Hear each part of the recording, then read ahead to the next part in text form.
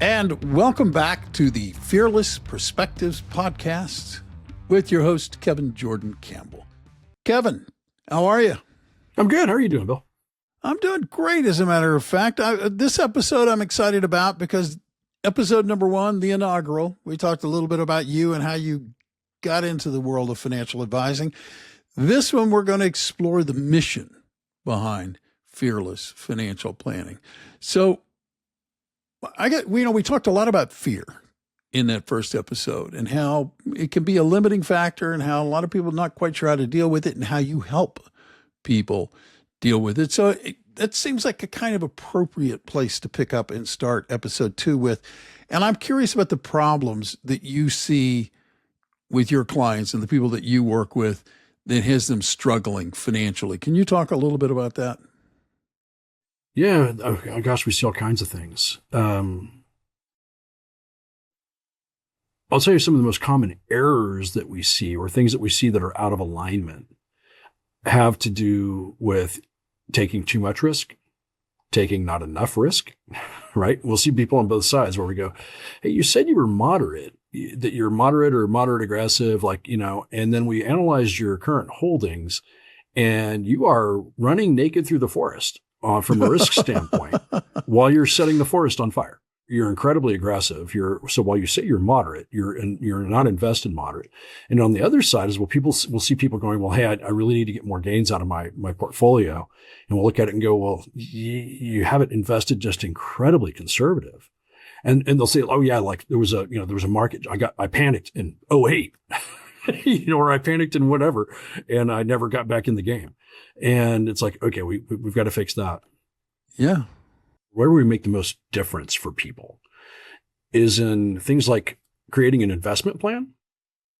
How are we going to invest, right? How do we invest our resources at an appropriate risk level for our own risk tolerances? Everybody's different. Mm-hmm. Because the goal is to make the most money you can within your risk tolerance, right? Now, if you're, and sometimes what we'll see is somebody's risk tolerance and their need for risk might be two different things. And what I mean by that is I've had people come in before who are like, they're so conservative. I'm like, look, you're being so conservative. And just because they have so little appetite for risk, they're just so scared that they won't take a risk. And I'm like, by not taking a risk, you are assuring yourself you are going to run out of money. Mm. Let that one sit in for a few minutes, is you are going to run out of money because you are not comfortable taking any risk. Unfortunately, the days, if you go back to, parents' generations, grandparents' generations, most of them retired on guaranteed sources of income. They had pensions, Social Security. I think back to my grandfathers. I think one of my grandfathers, I remember him that he actually, I know he owned at least a couple of stocks, but I think there were very few. Like I remember one time going to change the oil on our farm tractor, and we had to buy Pennzoil because we own stock in Pennzoil. Granddad was really proud of that, right? We buy Pennzoil because we own stock in Pennzoil, right? But he owned maybe a couple of stocks his entire life. Same as far as my other grandfather. I don't know that he ever owned a stock in his entire life. But they lived in an era where they were making, I remember my other grandfather, I remember him making interest rates in the teens on CDs. He was making like 13% on CDs. The vast majority of his money that he retired on for forever was in CDs. But that's a different world than it is now. If you're trying to retire on CDs right now, you're losing money because inflation rates are higher than what most CDs have been paying. Right? So it's a dynamic shift. And so a lot of people are not comfortable taking the level of risk. The retirement system in the United States has completely changed. Part of as the shift occurred to shift things away from pensions and guaranteed sources of incomes to 401ks and IRAs meant that risk of managing that starts falling to each individual investor. That means that Bill's responsible for Bill, Kevin's responsible for Kevin, right? And most people, as we talked about in the first episode, most people don't spend their life learning how to do this stuff. So what's happened is the whole system has shifted responsibility down to people, each individual, to be responsible for their own retirement. Is there Social Security? Sure, it's still around, but it's not designed. Social Security is not designed to be your retirement. It is designed to be a small piece of your retirement. Mm-hmm. So it's that fundamental understanding of what's changed in the game and starting to recognize how do I build a plan around this? There's something else even talking about Social Security is if you look at the numbers, unless Congress does something to fix where we're at, which they're not really good at doing, regardless of, you'll hear me say throughout this podcast is I'm an equal opportunity hater. I don't like either party very well. They've both done a great job of putting us into the mess that we're in. They both have proved they're equally inept. Yes, I do. No argument for me. Yeah. Two sides of the same coin. And both parties have put us in a place of fiscal recklessness. And with that comes the fact that Social Security is underfunded. And they've been telling us that for years, right? Social Security Administration has been saying every time you get those statements, they've been telling you for years that, hey, based upon your earnings history, here's how much you should expect to receive in Social Security at whatever age you retire at. Or whatever age, whatever age you retire at, whatever age you start taking Social Security. But we're also telling you that we don't have the money, right? So they're like, hey, here's our IOU, but we also, we don't have the cash. So here in, around 2032, 8 years from now, we're not even that anymore, right? That's a whole, yeah, I guess so. What year is it right now? 2026. So we got 4, 6. Yeah. So 6. No, not even 8 years, 6 years from now. Yeah. Unless something changes, Social Security is going to be, it's headed for this. And the year changes slightly every year when they give you these statements, but they've been telling us for years that somewhere around 2032, the Social Security Trust Fund will be drained, which is think of the trust fund as kind of the savings account inside Social Security. After that, only whatever comes in will be able to go out. There's no longer a reserve pool at that point. Yeah. And at that point, they're saying the reason they're draining, that it's going down, is because does not have enough money in it to support. And then there's not enough money coming into it to support the distributions going out. So Social Security in about 6 more years is supposed to be at the point where what they're saying is they're only going to be able to support maybe 75% of the payments that they have promised people. So, that's another factor to figure in there is that I'm not one of those people who thinks that Social Security is going to go away. Some people think that Social Security is going to completely implode. We can't count on it. It's not going to be there. It's going to be gone. I don't believe that to be true because it is literally the end of the United States if that occurs. There are too many people who rely on Social Security for a significant portion of their income. That is the economic downfall of the United States. We're talking little old ladies in the streets pushing shopping carts. Yeah, well, it'll be interesting to see what they do in terms of figuring out what to do about it because you're right. They do have something. There is something that has to be done. But I'm going to go back for a second and talk about risk for a minute because you talk about determining risk. Sure. It's funny, and I'll talk about me because, it's easy to make an example of myself, right? I don't think of myself as a crazy risk-taking guy. But I've had people look at my portfolio and go, hey, that's pretty risky portfolio. And I'm like thinking, are you kidding me, man? I don't have any leverage. I don't have any call options. I'm not out playing the futures markets with puts and calls. I'm not doing all of the kind of stuff. I'm not doing any of that. And they're like, well, I guess in that perspective, you're not, super risky, right? Yeah. Right? You're not pouring gasoline on it. Yeah, right. Exactly. I'm not out like pouring with a lit match. Right. Yeah. So when you sit down with your clients, it's like, sort of give us an idea how you figure out. I understand that it's like if you look at somebody and they're making 4% on their returns and inflation's running about 3.5%, 4%, you're like, you're barely treading water here, But how do you measure their appetite for risk or fear, as it were? There's a couple different ways you do it. And most of the times it's some type of a questionnaire base. And what we really try to do is kind of reality check people. Okay, you have this much money. If the market's dropped X% and you lost this many dollars, so let's say you've got $1 million, the market's dropped 20%, you lose $200,000. Mm-hmm. Are you okay with that? Is that sending you into a tailspin?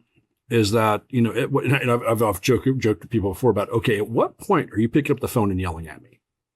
Right. That's, so, what's your threshold for pain? And everybody's different, right? So, and again, here's one of the things is markets move. The markets, and here's the thing you have to remember too. If you look at the charts, the markets, they go up like an escalator and then they go down like an elevator. And then they go up like an escalator and they go down like an elevator. I like that. It's a good visual. It's a good visualization of exactly what happens. So it's like, can you wait for the escalator ride back up? Right. So, and sometimes that escalator ride can be quite long. Like in 2008, that was a very long escalator ride for a lot of people in 2008 to get back to where they were before. Yeah. But at the same time, if you look at where they're at now, if you were just retired in 2008, you probably had a problem, right? So part of that is what we call sequence of return risk. When do you retire and into what kind of a market cycle? So if you had retired in 2007 and were distributing assets out of your retirement accounts in 2008, 2007, 2008, 2009, that was very impactful because you were having to distribute assets in a down market, right? You already lost, 40, 60%, whatever you lost, depending on how you were invested. And in addition to that, you're having to distribute assets in order to keep the ship afloat. That climb back was even longer. In some cases, frankly, some people probably didn't make it back, right? I mean, for many people, it was a blip on the radar, right? Because depending on where you're at in your cycle. But for people who just retired, it was potentially catastrophic, right? Had you retired in 2011, golden, right? Because you retired into this up market that has climbed and climbed and climbed. So part of that is depending on what market you retire into. So that's part of figuring out your risk too, is like, okay, what point am I going to panic? At what point is this life altering to me? As I mentioned earlier, I'm 55. I'm still a very aggressive investor personally, because I know that I have at least another decade before I retire. And again, we talked in the last episode, just when you retire doesn't mean you stop investing, you stop taking risk. You might tamper it a little bit. You might, or temper it is the word I'm looking for. You might bring it down a little bit. But you can't, in a world where inflation's 3.5%, 4%, in some cases it was up to, in the last few years, it was as high as 9%. You can't put yourself in a position where you're earning 2%. Right. Then the math just doesn't work unless you have if you've got $10 million and you live on $200,000 a year, yeah, you probably can. Right. But that's not the case for most people. Most people, if you've been fortunate enough to build a significant amount of wealth, then you could be in a position to be very conservative and still be fine. But that's the exception, not the rule. What we tend to see, even of the mass affluent, people who have done well in their careers, people who have made money, is they don't have enough, they might be fine, but they don't have enough wiggle room to be stupid and to make reckless decisions. And, they've got to be cautious about what they're doing and be thoughtful about what they're doing in order to make sure that they have enough resources. So how do they react when you have this? I mean, when you have these conversations with them, I'm kind of curious. Everybody hates uncertainty. Markets hate uncertainty. Sure. That's the saying. Markets hate sure financial. Well, everything's uncertain. Okay. That's a little secret. Don't tell anybody, but everything's uncertain. So when you're having this conversation, I'm sure there are a lot of people going, well, yeah, but none of this is certain. So what do you do about that? Because this is not, these aren't dumb people. These are often smart people who, are struggling with uncertainty. Again, it's pointing out and understanding what could go wrong within reasonable parameters, right? Yeah. Okay. I'll go to the real doom and gloom side for a second. There's nothing you can do to defend against the entire unraveling of the United States, right? Because there's some people who think, I'll occasionally get somebody who's like, the country is going down, the dollar is going to be worthless, the United States is going to implode. And if that's the case, there's really not much you can do about that, right? That's something we have to talk about is there are things that you can control. Let me back up here for a second. There are things that matter. And there are things that don't really matter. Within the things that do matter, there are certain things we can control, and there's a whole bunch of stuff we can't control. Yep. So I tend not to spend my time worrying about things that I have zero control over. Which, by the way, is most things. Right. But there are certain things that we do have control over, or we don't have control over it, but we have control over how we react to it. We have control over how we engage with it. I'll use the markets as an example. Can I control the markets? Nope. Can I control how I react to the markets? Can I control how I invest in the markets? Absolutely. Can I control how much risk I take? Yes. Can I control whether I have a defensive strategy? Yes. which is something I'm a big fan of, and which is not as common as you would think it is having a exit strategy on investments. What are we going to do if the market's correct? What's our exit strategy? Or do we have an exit strategy? And if we do, what's going to get us back in? Like, what's going to cause us to make a change? Mm-hmm. What am I invested in? Why am I invested in it? Why did I buy that investment to begin with? Is it still a good investment? And I've seen portfolios over the years where somebody bought something, as a passive investor, and they bought something 25 years ago that they probably should have sold 15 years ago. That at one point was huge. It made a ton of, it was huge, but they should have exited a long time ago. So in my opinion, the days of passive investing, of just buying something and holding it, because if you look at, people say, Microsoft or Nvidia or whatever. Microsoft's a fantastic stock, right? There's a lot of stocks that are great stocks. So was GE at one point. So was Blockbuster. You can just go down the list and down the list and down the list of companies that used to be great investments that are no longer great investments, or not as good as they were at one point. Right. Right. So what's going to make a change? What's going to cause me to change? How am I going to do that? And it's the management of that. How do I do that without just making emotional decisions? Right. That's one of the things we talked in the last episode about, the engineering background. And that's one thing about engineering is designed to be non-emotional. Right. So how do I remove the emotion from this? Yeah. Engineering also, in my experience, is designed, it has built into its design some redundancy to some degree, meaning that when one system maybe fails, another system is there to protect you within that. Is it true? Is that analogy hold true for you and the way you look at portfolios? It does. It absolutely does. We usually have a plan. Again, that's why my phone doesn't ring a lot when the market's correct. Is the folks that we work with, they understand how we invest, and they know that we have a strategy, that we have a plan. And not only do we have a plan A, we have a plan B, and usually a plan C. And those plans are based on certain metrics. Again, we try very hard not to make emotional decisions, because it's hard even for me not to make emotional decisions. I'm responsible for a lot of people's money. And part of that is not making emotional decisions with it. We want to make as factual of decisions as we possibly can. I would imagine that's where the preparation comes in. When you put in the preparation work, it helps mitigate the emotional decision making. Oh, it totally does. We have plans in place of, if the markets do X, we're going to react with Y. And if A, B, and C happen, then D, E, and F are the responses. And those are our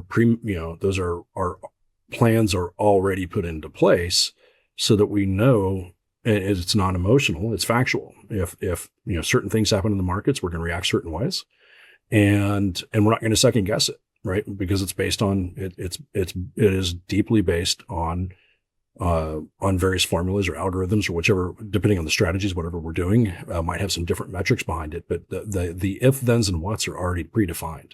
So we're not sitting there going, oh gosh, the markets are moving today, and where are they going to go, and how do I decide if I'm going to, do I stay in, do I get out, do I go to gold, do I go to cash? We predefine those. Now, occasionally we do have to make adjustments with that, because, for example, a great strategy a lot of people use, hey, when the markets go down, you go to bonds. Well, that didn't work out so good in 2022 because no, it didn't. Yeah, right. And frankly, bonds have not been good for quite some time. So going the idea of interestingly, like in 2008, when everybody was telling you just stay in, don't change a thing, just stay in, had you switched from stocks to bonds in 2008, you would have been fine. You actually would have made money in 2008, depending on how that exactly went down. Let me say it this way: you would have likely made money in 2008 had you shifted tactically from stocks to bonds. I'll say that for the compliance department. So made the lawyers happy, Kevin. Thank you very much. But staying in, just riding the train, for a lot of people, that derailed them for years, in some cases a decade, from where they were. So having the foresight to go, like, let's go back and use 2008 as the rearview mirror. What if you had a method in place in 2008 that said, if the market drops X percent, or if Y happens, if the 200-day moving average of the S&P 500 crosses a certain threshold, or whatever the metric is, right? There's all kinds of metrics out there. Whatever that metric is, if this happens, we are going to shift to bonds, or we're going to shift to gold, or we're going to shift to T-bills, or we're going to shift to cash, or whatever. That's great, right? So that could have gotten you out of the way of that freight train. But then the next question is, okay, so some people did do that. Some people didn't do it. They went down. Some people did do that, but what they didn't have was the next decision. If you are going to make that decision, you have to know what's going to cause you to make that decision. When are you going to react to it? And the next thing is, when do I get back in? Right? That's the big key there, is if you did have the foresight to get out, when do you get back in so that you don't miss the upside? Right? And so there's a lot of different strategies out there. And by the way, I'm not talking about day trading, and I'm not talking about market timing, but the most of the stuff that I tend to follow more is what's referred to as trending. Like, where is the market today and where is it going? We're not trying to find, we're not trying to buy the next Tesla while it's still in a garage. We're not doing speculative investing in most cases. Most of what we do is trying to figure out where's the market right now and where's it going over the short term. But again, not market timing. So if you had a strategy in 2008 that would allow you to do that, to sidestep not all of the down, but a good majority of the down cycle of the market, and then get back in at a more optimal time to get back in, it wasn't that big of a deal. So that's the idea behind understanding what's going to, what do you own? Why do you own it? What's going to cause you to make a change? And then understanding that change management. So that's a lot of what goes into, to me, is you said, hey, is there a plan A, plan B, plan C? Yes. That's kind of how we deal with it, is we're hoping that the markets are going to do great, but there's days that they're not, like as actually today, while we're recording this, markets are not doing great. But that's just part of the cycle. Again, up like an escalator, down like an elevator. You just have to wait for you just have to be able to have enough time to catch that next escalator ride.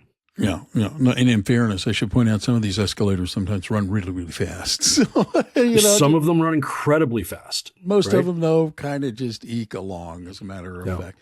Is this who this show is for? It's for people who, rather than let me describe it, how would you describe who you think this show is for? I think this show is for people who want to have more control over their future. We consider and break it down into demographics, if you're between X and Y dollars or all that kind of thing. But again, like we talked about earlier, if you have, $10 or $20 million, you're probably going to be fine, unless you're spending $10 or $20 million, which we often see is often the higher the income, the higher the spending. But There are times that we'll see people who have built substantial wealth and actually live quite, I would say modestly, but well within their means. But it's for the people who are, I'll give you a couple of examples of people who we've made big differences for, is people like, right now I'm up here in the Pacific Northwest. We've had some clients who've retired from companies like Microsoft and things like that, where they've done well, but they're at the point that I refer to as they just need to not screw up, right? If they screw up, it's game over. But if they do things well, they're in a pretty good position. So it's for the people who want to know, that want to identify those risks and know that they have confidence in their plan. Granted,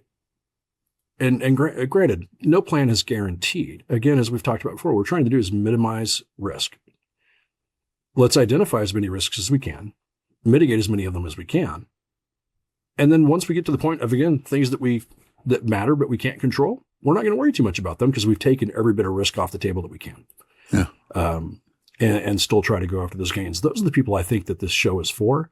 It's for people who want to understand their money better, understand how it works better, understand what risks sit out there for them, and understand how they can try to mitigate those risks. Great. And for those who are listening to you and that hits a note for them, how do they reach out and get a hold of you? Are there ways for them to establish contact?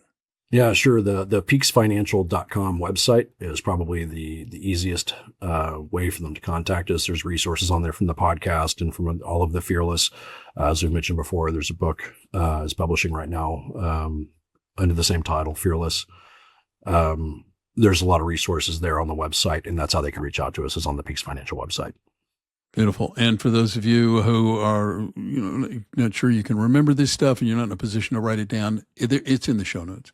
So, you can check as soon as this episode's over. The other thing you can do yourself a favor is become a subscriber, and that part's really easy. You just hit the follow button. And you're a subscriber. The beauty of that is that when Kevin drops new episodes, you're notified. You can give those a listen, and please do that, as a matter of fact. Do yourself a favor, as it were. Until next time, I'm Bill Tucker. On behalf of Kevin, everybody at Peaks Financial, and behind the podcast, Fearless Perspectives, thanks for taking your time to listen today. And we'll catch you next time. Thanks for listening to Fearless Perspectives. If you found today's conversation helpful, follow the show so that you're notified when new episodes are released. You can also visit us at www.peaksfinancial.com or call us at 360-564-1811 to learn more about our approach. And remember, being fearless doesn't mean ignoring risk. It means being prepared, informed, and confident in the plan you've built. Any opinions are those of Peaks Financial and not necessarily those of Raymond James. Expressions of opinion are as of this date and are subject to change without notice. There is no guarantee that these statements, opinions, or forecasts provided herein will prove to be correct. The information contained in this report does not purport to be a complete description of the securities, markets, or developments referred to in this material. The foregoing information has been obtained from sources considered to be reliable, but we do not guarantee that it is accurate or complete. It is not a statement of all available data necessary for making an investment decision, and it does not constitute a recommendation. Past performance is not a guarantee of future results. Investing involves risk, and you may incur a profit or a loss regardless of strategy selected, including asset allocation and diversification. Raymond James is not affiliated with and does not endorse the opinions or services of any organizations or guest speakers mentioned herein. Investment advisory services offered through Raymond James Financial Services Advisors, Inc. Peaks Financial is separately owned and operated and not independently registered as an investment advisor.